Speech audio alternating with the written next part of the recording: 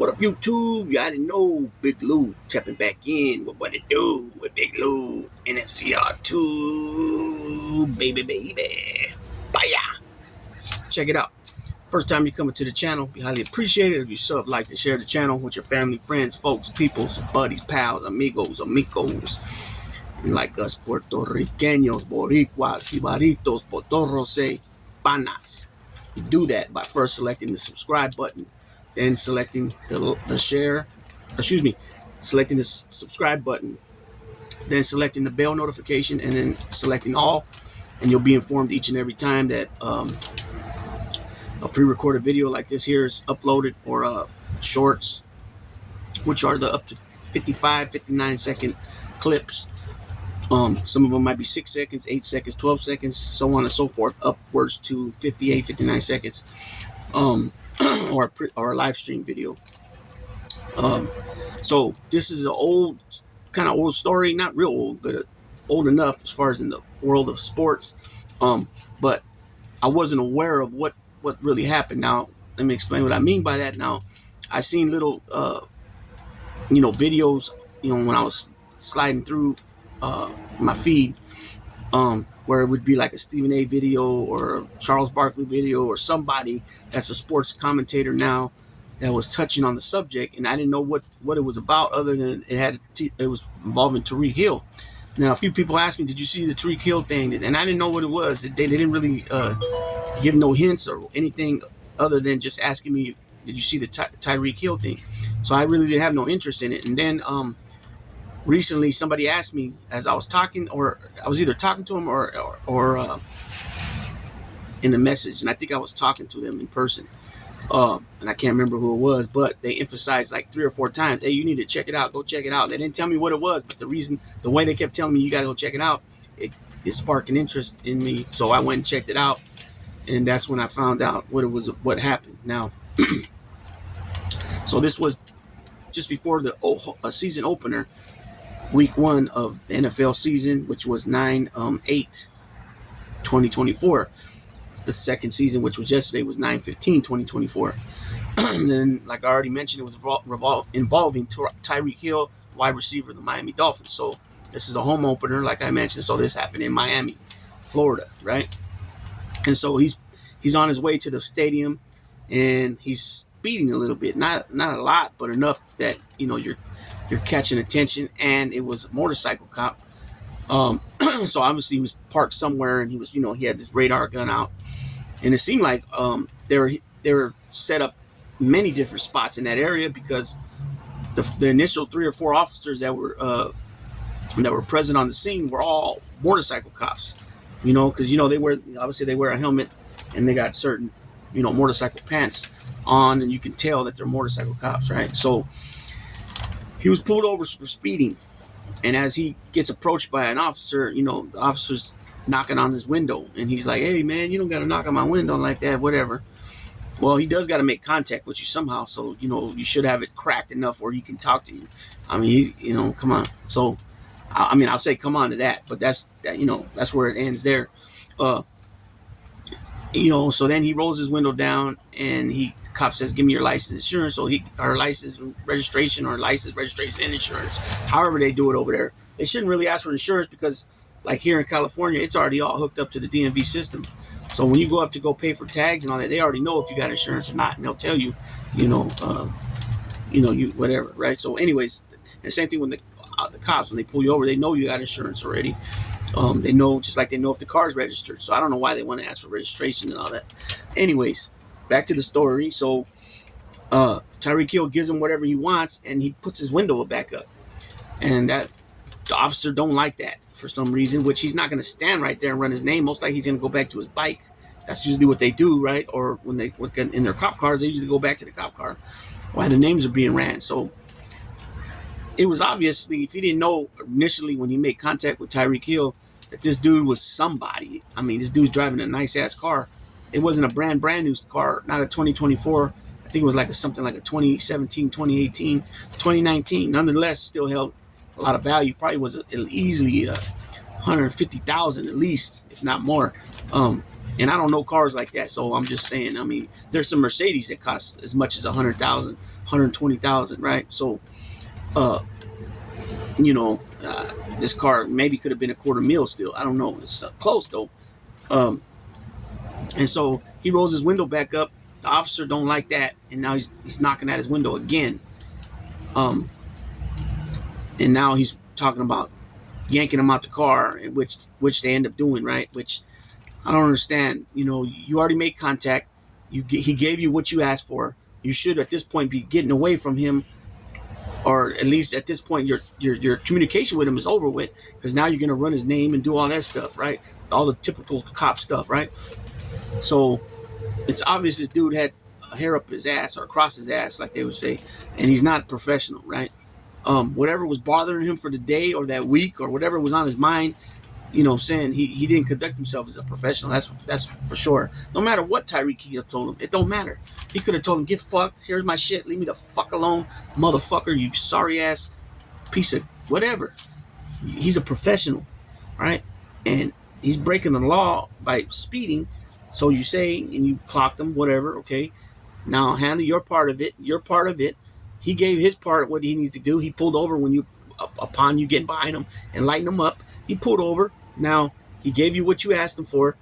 He puts his window back up, not expecting you. What do you need to talk to him for again? Until you confront him again after initial, either giving him a warning or giving him his stuff back along with the ticket so he can get on his way, right?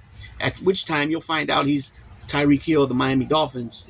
You know, the name should resonate, unless you just don't know nothing about professional football, which is kind of, for the most part, unlikely, especially if it's the home team, right? So it ends up escalating that he ends up grabbing him out the car with a couple other guys, and they force him down, hit face first to the floor while they cuff him, right? And then they take him to the curb, and then he's like forcing him to sit down, and Tyreek's telling him, "Hey man, I just had knee surgery." You know, he didn't need to push him to the ground. There was no reason why he didn't resist when they pulled him out of the car. So there's no need for him to. All that was extra. There was no need for all that to push him down when he could have just sat down on his own. He said he just had a knee injury, so a knee surgery. So why would you force him down after he's telling you that? Force him down like you're pushing him down, like he's got to sit down on your speed. I mean, he wasn't like taunting you or nothing. It was ridiculous, right? This dude just whatever, having a bad day, and he took it out on Tyreek Hill, right? Very unprofessional, and we'll get to the rest, but very unprofessional manner. Not a professional, right? Just plain and simple. Like I said, when you're a police officer, when you're somebody that has to deal with the public, you can never let whatever's going on in your personal life come between you and your job. In other words, you have to conduct yourself at all times as a professional. Doesn't matter that you're going through a divorce or somebody in your family's sick and they're on their dying bed, whatever it might be. You're supposed to still conduct yourself as a professional and not let nothing get to you, and not take your whatever's going on in your personal life to work. Just like you shouldn't take what's going on at work to home, right? And vice versa. So a couple of his teammates end up walking up. One's driving by and he's telling him, "Hey man, call so and so." I forgot what his name, what his agent's name was, and he was telling his teammate to call his agent by the agent's first name only. And it was explained later on that who that was, and it was his sports agent, right? And so that vehicle ends up pulling over, but not pulling over all the way like to the curb like he should have. I mean, he's pulled out where his tail end is out, like a good had to be at least 3 feet from the curb, right? And at which time this player gets confronted by a couple of cops. One cop's telling him, "Just get in your car and go. It's none of your business." The same cop that had the initial issue with Tyreek that pulled him over was Officer Danny Torres. He's telling him, now the two officers are telling this guy two different things. One's telling him, "Get in your car and go," and this other one, Torres, is telling him, "Give me your driver's license, your registration," and he's threatening him at the same time. "You'll go to jail too," as the other officer's telling him, "Just go." And so he's confused, like, "Wait a minute, this guy's telling me go." And he goes, "Well, you're dealing with me now." And it's like very unprofessional, very, very unprofessional. And we're going to get into what's going on with this dude, right? And then Campbell ends up coming from the other side. Now, if you don't know of Campbell, I'm pretty sure it's the same Campbell who played with the was it the Lions, I think. No, Jaguars, excuse me. Jaguars. Campbell, he's like 6'7", 6'8", big old motherfucker, right? So he comes up with his hands pretty much up, or they either turned to him and said, which I don't think they made him put his hands up, because I don't think they had their guns out. And he's trying to like de-escalate the situation according to him. At which time they're telling him, get up out of here. It's none of your business. He's backing up, and he's telling them, how far do I got to back up? He's in one of the officers, not Torres, another one with his body cams, telling him, at least to that car right there. And so Tyreek ends up getting detained for a while and eventually released, but they let him go. Probably he got a ticket. Maybe not. They might end up letting him go with nothing, because the fact is, dude probably realized how he handled the situation. Maybe some of his fellow officers told him how he was going about things, and he was in the wrong. Maybe he got a ticket and was released. I don't know. But this is, like I said, this is Officer Danny Torres of the Miami-Dade Police Department. And so he's been placed on administrative duty pending an internal investigation into this situation. So administrative duty, I would imagine, is administrative duty. That could be either he's sent home and he's still getting paid. I'm pretty sure he's with pay, not without pay, or he was put administrative duty like on a desk job, but he's not able to work out there in the field as a beat cop, motorcycle cop, whatever. So Miami-Dade police released Torres' employee profile, and he was suspended as many as 50 days between 2014 and 2019. His first suspension was for 5 days in February of 2014. He got three more 5-day suspensions in 2016, one in February and two in September. One in February and one in February and two in September. And then in October, he was given a 20-day suspension and another 10-day suspension in June the following year. Records also show that Torres received 4 written reprimands between March 1999 and September 2020. His employee profile does not give details on what led to all his suspensions or written reprimands. Miami-Dade County Chief of Public Safety James Reyes said the actions in the body camera footage released were deeply concerning and clearly do not meet the standard we expect from our law enforcement. And then later, Tyreek Hill said afterwards, and then also during the game, he made like a 70, 75, 80-yard touchdown catch and run, where he did a little deal in the end zone celebration, where one of his teammates ran up behind him and put his arms behind his back like he was cuffing him. So he mocked the situation, which is good. This cop was way out of line. And so Tyreek said that that the guy Torres should be fired, and that if he wasn't a football star, that he believes he would have been at the very least arrested, and maybe even shot, but arrested for sure. So that's what makes me think that he might not have even been given a ticket. But what he means by arrest is because resisting arrest, which he was not in no fashion, right? He never fought. They took him out the car. He went down on the floor like nothing, right? On top of all that, this guy's a 27-year veteran. So his first suspension comes in 1999. That's 25 years ago. So almost immediately out the gate, this guy's still considered a rookie. A year or two into his job. I believe even 2 years into the job, when it comes to law enforcement, I believe you're still a rookie. I don't think I'm not, because I've heard different things. And then some of it just might be because of movies, but 2 years into the job is very early into the job, especially after putting another 25 years in on top of that, and you have all these suspensions and reprimands and all this other stuff going on. I don't know what's going on there with Miami-Dade PD. Obviously he probably was the senior officer there out of all the other guys. I mean, you think 27 years, the way the road this guy's on, man, he's going to end up, 27 years already. I mean, you figure, from what I always heard, you put 30 years in as a law enforcement officer, or even, a special agent or a law enforcement agent of a federal entity. 30 years in is you get you pretty much get majority of what I think it's like 90%. So whatever you're making as a cop or a sheriff or whatever it is, after putting in 30 years, you're able to get in your pension, your retirement, your Social Security, 90 you're able to pull 90% of what you're making. So if you're making $3,000 a month, we'll say $5,000 a month, right? You're able to bring 4,500 a month in. That's 90%. So that's very damn good. Now you're not even working. You don't even got to go to work every day, 10 hours, 8 hours a day. You know what I'm saying? You're bringing almost the same amount of money you were bringing and being away from home all them hours. So a lot of guys, I mean, I would say a lot of these dudes, when they get in these positions of power, of authority, they don't use it wisely. Some of these dudes might be a officer 12, 14, 18 years, 15 years, and they get themselves in some big shit. And now you just wasted all those years. Now, thing is, obviously, if you're paying into Social Security, I don't think they can take that from you. Now, your pension from the police department or sheriff's department, that's got to be something different, right? I just kind of realized that when I said earlier about your pension, Social Security, those are different things, I believe. Different, but almost similar. So, I'm not really sure how that works, but I know you hear about cops talking about, they did something, they were found guilty.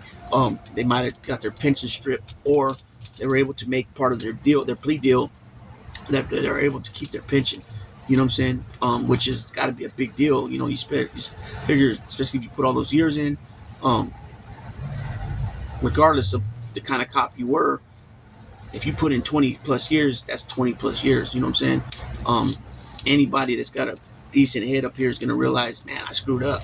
If they took the pension, right? So you're going to do all you can to keep that pension, and plead whatever you got to plead to in order to get that pension left alone. But this shit is ridiculous. This shit's been going on forever. And the thing about it now is that with cameras everywhere and people's phone cameras and people, and I think, it was caught on first by somebody with the cell phone, passing by, realized it was Tyreek Hill, and then Miami-Dade Police Department released the body cam footage within days. And so in my opinion, they're doing it right by letting the public know what happened with that situation. Too bad other police departments weren't the same way when there's some funky shit going on. But this stuff's been happening forever. At one point in time, and it bothers me a lot because this officer, obviously, you can hear the accent, right? You can hear his Spanish accent. He's from Latin America somewhere, probably because he's Miami. It's probably either Cuban or Venezuelan, most likely, right? Now, it could be somewhere else. That doesn't mean just because you're in New York City, one of the boroughs in New York, everybody's Puerto Rican. That's changed now, right? Just because you're in Texas, everybody's Mexican. Just because you're in Miami, Florida, doesn't mean everybody's Cuban. So first initial thought is Cuban. My next thought is Venezuelan, even before a lot of these Venezuelans been coming these last few years. Or he could even be Puerto Rican from Puerto Rico. He could be from Dominican Republic. But my first two initial thoughts are Cuba, Venezuela, where, the countries have been tore up with, communist regimes and authoritarian, figures, and the way they went about that is totally, without them beating on them, right? He knew better than to beat on him because of the simple fact that body cams and the other officers have cameras. But even what he did is too far, and so, you can't feel sorry for this dude. I mean, even if he loses his job, I wouldn't like to see that happen. But you know what? From what you got on your record, even though they didn't break down what led up to the reprimands and write-ups, they had to be something big, right? Okay, you might think, okay, maybe he was insubordinate to one of his superior officers.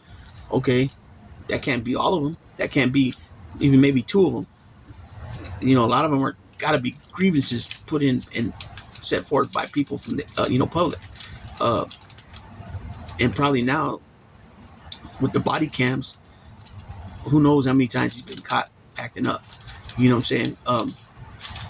At the very least, if he don't lose his job by now with all these situations he's had over these years, and then you got to think about it too. You know, they give some of these guys extra, I don't want to say privilege, yeah, well, somewhat of privilege, or they kind of look the other way on discipline action when they're such a superior officer as far as with seniority. But you got to, at the very least, if he don't get fired, he's got to be put on a desk somewhere and never be allowed to work outside again.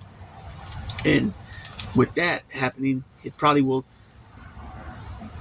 make him feel some type of way and want to retire and get up out of there. You know what I'm saying? That's if they don't let him go. I mean, you look what the shooting in Chicago or in Illinois with the lady, Sonia Mazzy, I think it was.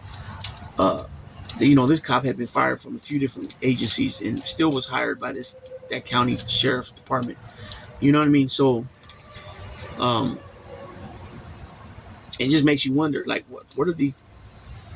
Because from what I always heard, that only a certain small percentage of people are ever even considered to be hired in the police force or sheriff departments.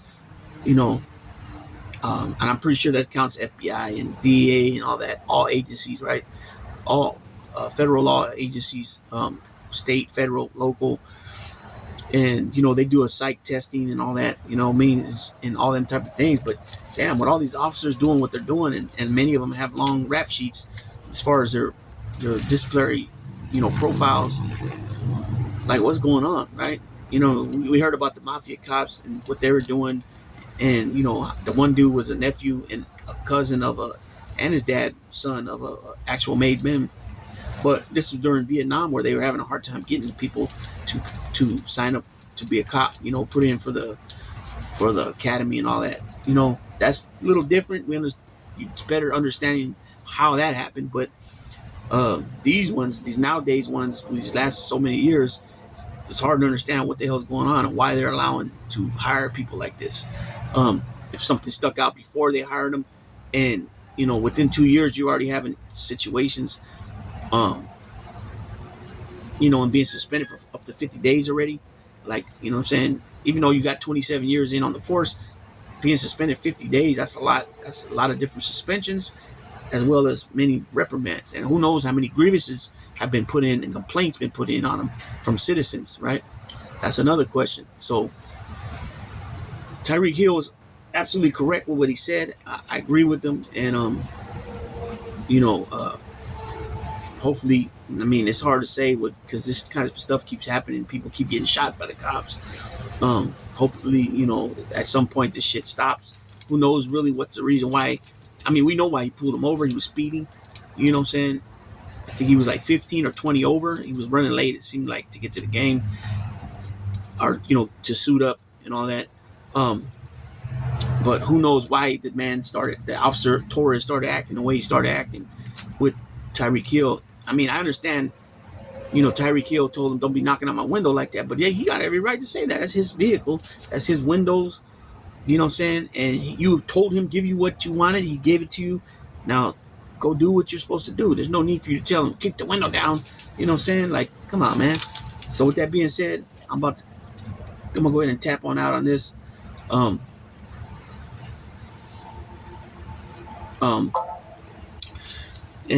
be dropping another video later about my reactions to the Canelo Berlanga fight. And with that being said, Big Lou tapping out.